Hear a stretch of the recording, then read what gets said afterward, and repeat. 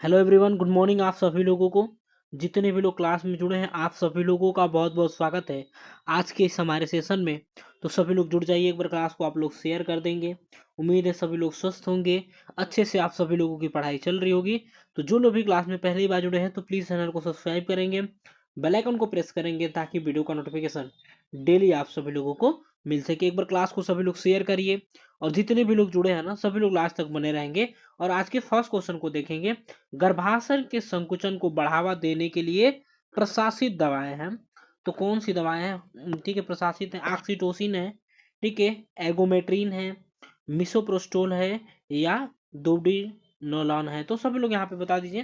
First का यहाँ पे हो जाएगा आप लोगों का ऑप्शन नहीं हो जाएगा, यानी कि ऑक्सीटोसिन हो जाएगा यहाँ पे। ठीक है, ऑक्सीटोसिन हो जाएगा, जो कि गर्भाशय के संकुचन के लिए को प्रेरित करता है और उसे मजबूत बनाता है। क्या करता है?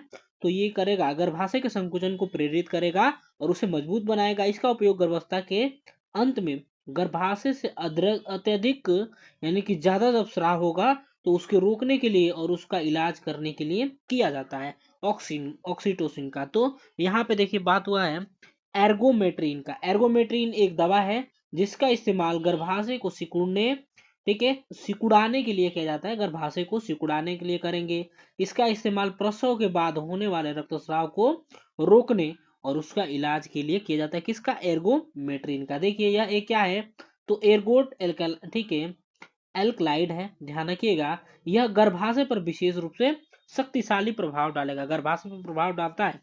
और मिसोपिस्टोल क्या है? तो मिसोपिस्टोल एक दवा है। यह देखिए दवा है अप्रभावी गर्भाशय संकुचन का उपचार है। ध्यान रखिएगा, क्या है? अप्रभावी गर्भाशय संकुचन का उपचार है, ध्यान रखना है यहाँ पे। चलिए तो आगे बढ़ेंगे हम लोग। नेक्स्ट क्वेश्चन को देखिए, सेकंड नंबर। एक व्यक्ति के रक्तस्राव को प्रभावित करने वाले प्रमुख कारक सभी हैं सिवाय, यानी कि एक को छोड़ के सभी हैं। तो आप लोगों को बताना है। स्ट्रोक की मात्रा हो जाएगा, सिरा परख की वापसी, यानी कि क्या पूछा गया है यहाँ पे? पूछा गया है आप लोगों से रक्तचाप को प्रभावित, यानी कि बी ब्लड प्रेशर को, ठीक है, ब्लड प्रेशर को प्रभावित करता है, यानी कि एक को छोड़ के बाकी सभी प्रभावित करते हैं। तो किसको छोड़ के? तो यहाँ पे क्या हो जाएगा आप लोगों का? ऑप्शन डी होगा, यानी कि सामान्य शरीर के वजन को छोड़ के बाकी सभी, यानी कि स्ट्रोक की मात्रा, ये क्या होता है? ठीक है, शरीर को प्रभावित करेगा। स्ट्रोक की मात्रा जिसे क्या कहेंगे? तो एस भी शॉर्ट फॉर्म में कहेंगे। इसका मतलब हृदय के बाएं वेंट्रिकुलर से एक हृदय के चक्र के बाहर निकलने वाला रक्त होता है। यह रक्त की मात्रा मिलीमीटर में मापा जाता है। क्या करते हैं? तो मिलीमीटर में मापते हैं। और देखिए स्वस्थ वयस्कों में स्ट्रोक वॉल्यूम कितना होता है, यानी कि एस भी, यानी कि स्ट्रोक वॉल्यूम कितना होता है? तो 60 से 100, ठीक है, 60 से 100 होता है स्ट्रोक वॉल्यूम, ध्यान रखना है। ठीक है, स्ट्रोक, ठीक है, वॉल्यूम कितना है? 60 से 100, ठीक है, ml प्रति धड़कन होता है। ये ध्यान रखना आप लोगों को। चलिए तो स्ट्रोक वॉल्यूम क्या है? हृदय के प्रदर्शन को आकलन करने के लिए किया जाएगा। स्ट्रोक वॉल्यूम जो है हृदय रोग विशेषज्ञों द्वारा, ठीक है, कंजेस्टिव हार्ट फेलियर के आकलन के लिए किया जाता है। तो ये सभी चीजें आप लोगों को ध्यान में रखना है। यहाँ पे क्या है? सिरा परत की वापसी क्या होता है?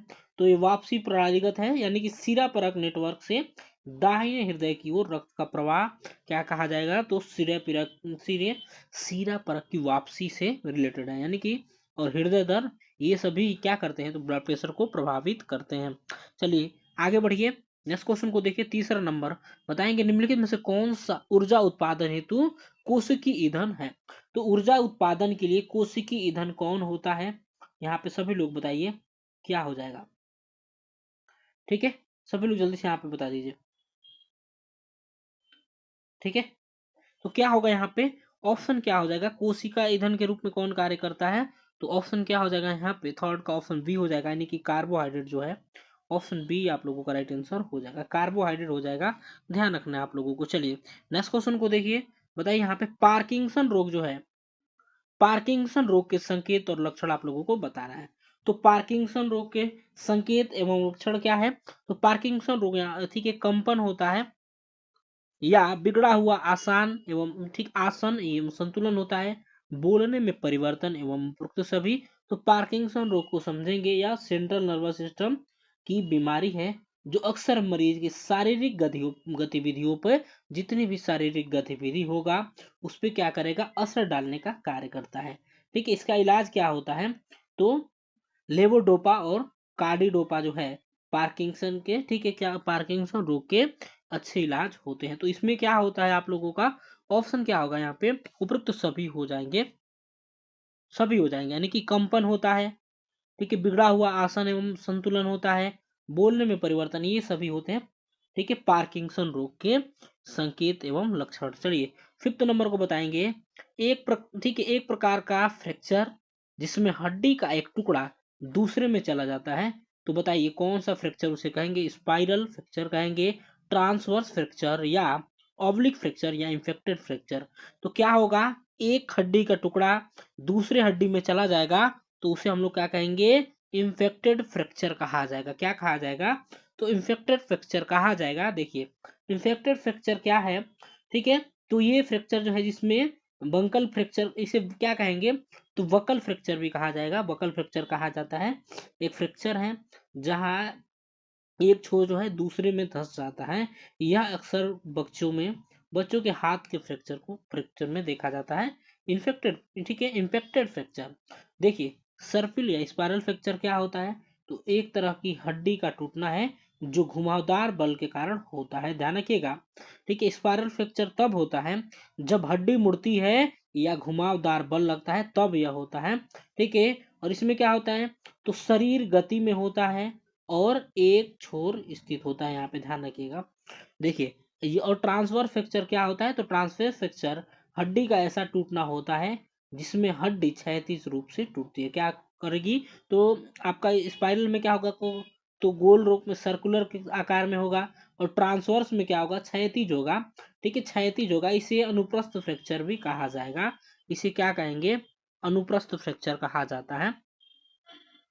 ठीक है, अनुप्रस्थ, अनुप्रस्थ फ्रैक्चर भी इसे कहा जाता है, ध्यान रखिएगा। ठीक है, क्या होता है, तो यह फ्रैक्चर जो होता है ना, सर्पिल या तिरछे फ्रैक्चर से अलग होता है, यानी कि स्पाइरल फ्रैक्चर से अलग होता है। यह फ्रैक्चर आमतौर पे गिरने की वजह से होगा, इसमें लंबी हड्डियां ज्यादा, ठीक है, इस फ्रैक्चर में लंबी हड्डियों में ज्यादा होता है, यानी कि जो लंबी हड्डियां होती उसमें क्या होता है, अनुप्रस्थ फ्रैक्चर यानी कि ट्रांसफर फ्रैक्चर होता है। ऑब्लिक फ्रैक्चर क्या होता है, ठीक है, ऑब्लिक फ्रैक्चर के बारे में जानेंगे। यह हड्डी का ऐसा टूटना होता है जब हड्डी किसी कोण पर टूट जाता है, किसी कोण पर टूटेगा तो उसे क्या कहेंगे, ऑब्लिक फ्रैक्चर। इसे त्रियक फ्रैक्चर भी कहा जाएगा, क्या कहेंगे इसे, तो त्रियक, त्रियक फ्रैक्चर भी इसे कहा जाता है। यह एक तरह का फुल फ्रैक्चर होता है, यानी कि टूटने की रेखा हड्डी के आर पार हो जाती है।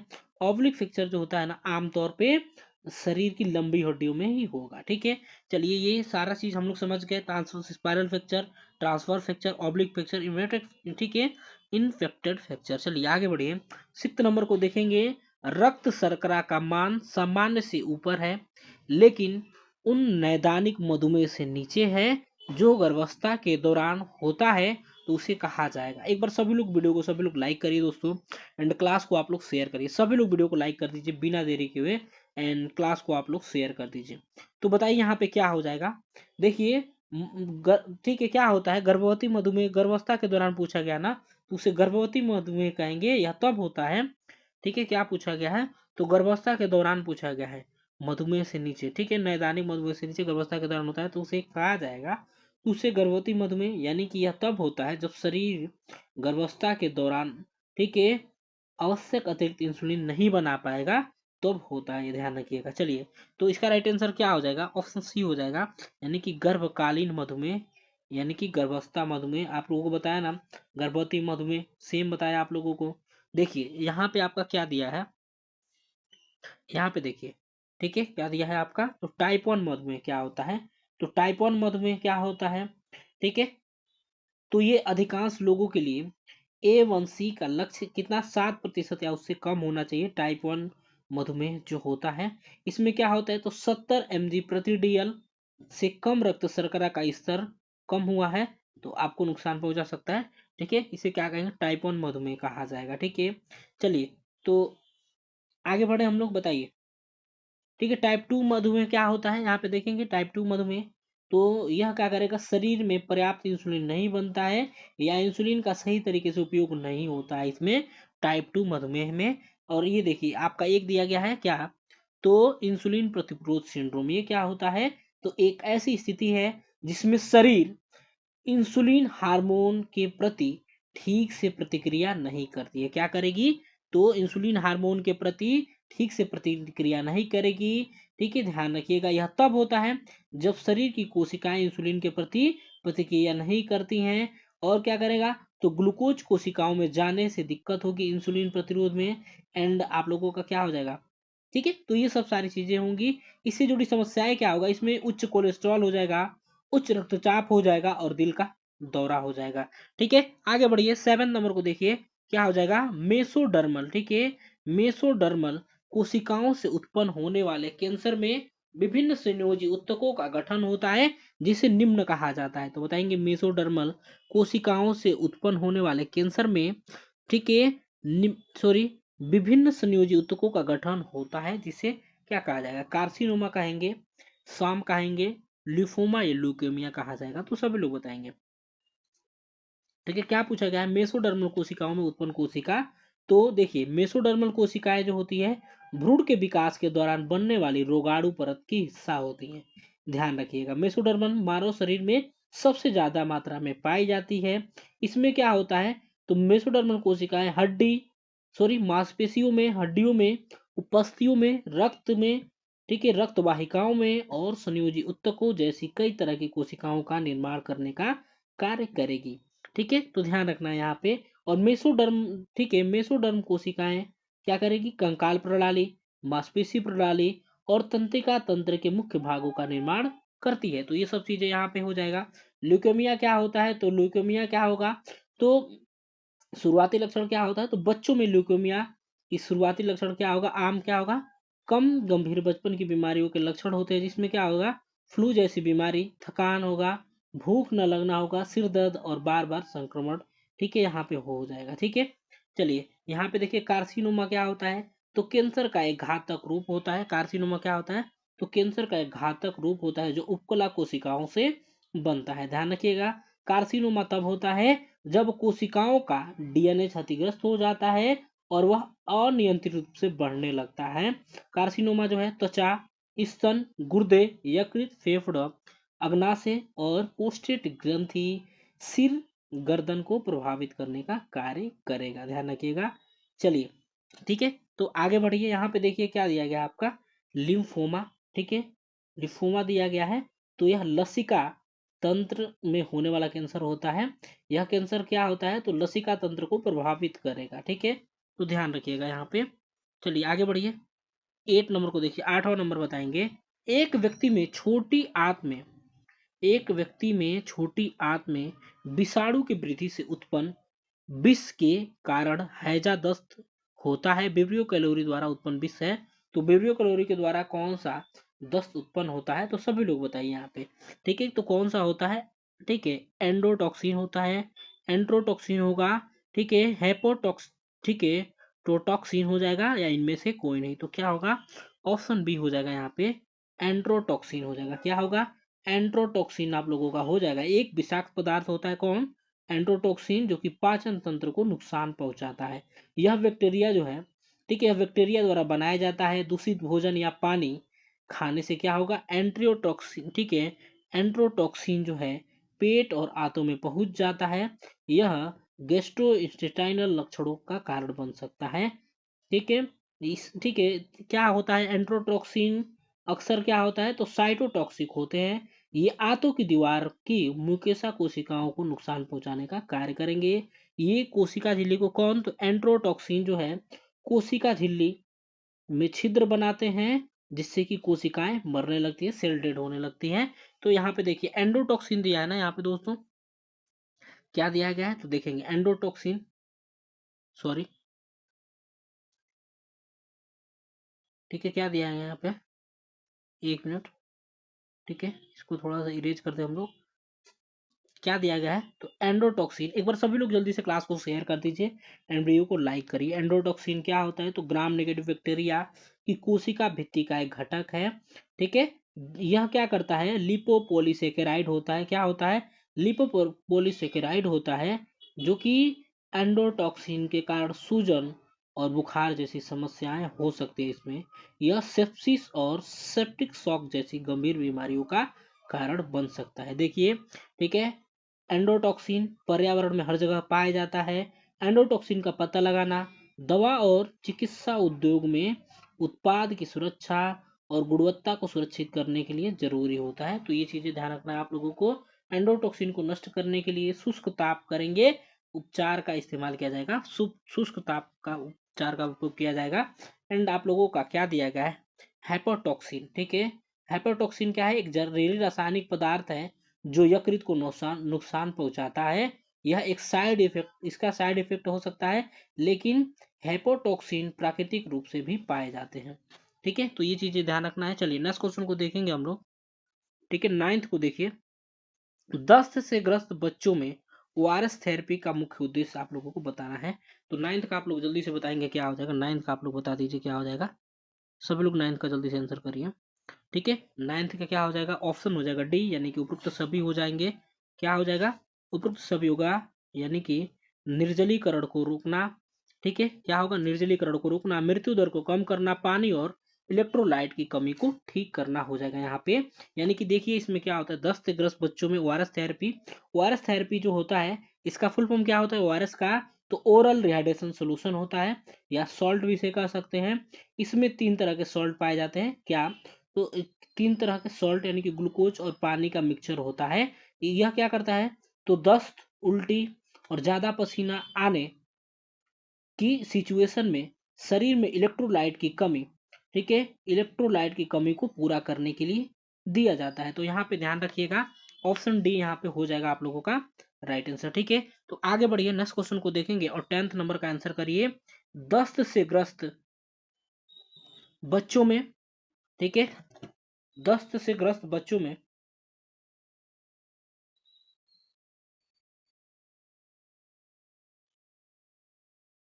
बताइए सभी लोग, दस्त से ग्रस्त बच्चों में ओआरएस थेरेपी का मुख्य उद्देश्य क्या होता है। सभी लोग जल्दी से आंसर करिए। ठीक है, तो क्या हो जाएगा यहाँ पे, निर्जलीकरण को रोकना, मृत्यु दर को कम करना। तो ऑप्शन डी हो जाएगा यहाँ पे, ऑप्शन डी हो जाएगा 10th का। क्या हो जाएगा, तो ऑप्शन डी हो जाएगा, ध्यान रखिए।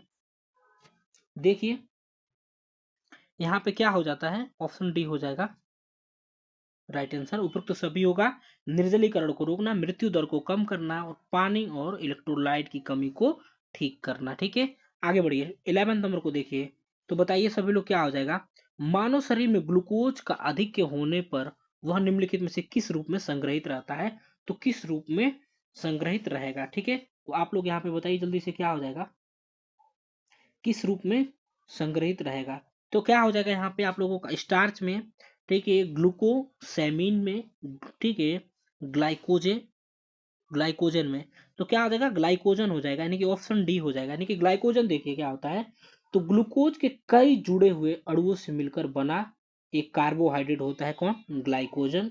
यकृत और मांसपेशियों में जमा होता है, यह शरीर में ऊर्जा के रूप में जमा होता है। ध्यान रखिए, ग्लाइकोजन जो है शरीर में ऊर्जा के रूप में। स्टार्च देखिए क्या होता है, इसका उपयोग इस्तेमाल किसमें किया जाएगा, तो नलीदार, पेपर बोर्ड, पेपर बैग, बक्से और गोल के कागज और टेप के निर्माण के लिए इसमें किया जाता है स्टार्च का। ठीक है, और ग्लूकोसेमिन क्या होता है, तो दे सॉरी यहाँ पे स्टार्च जो है ना अनाज से भी पाया जाता है, मक्का में पाया जाएगा, चावल, जौ, कद सॉरी कंद में यानी कि आलू का में पाया जाएगा, दालों में पाया जाता है, जैसे पौधों में। ठीक है, भंडारण कार्बोहाइड्रेट होता है कौन, स्टार्च। ठीक है, तो स्टार्च मैंने आपको बताया एक गोंद वाला स्टार्च होता है। ठीक है, तो ये स्टार्च दूसरा है। चलिए, तो सभी लोग बताएंगे ग्लूकोसेमिन के बारे में हम लोग जानेंगे थोड़ा सा। ठीक है, और क्लास को थोड़ा सा फास्ट ही करेंगे हम।